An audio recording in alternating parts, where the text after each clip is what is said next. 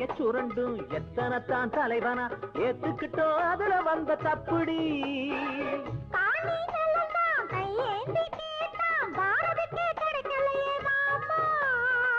மானே தெரிஞ்சுக்க அன்போடு கேட்டா மனசு வந்து தரமாட்டாமா. தெரிஞ்ச நாளா இது விளங்கலையே மாமா. அறிவை வளர்க்க வேணும் கொஞ்சம் அவசரமா நாம. நாளும் உழைச்சவன் நாரா இழைச்சவன் நல்ல சோறு பார்க்கல உள்ள.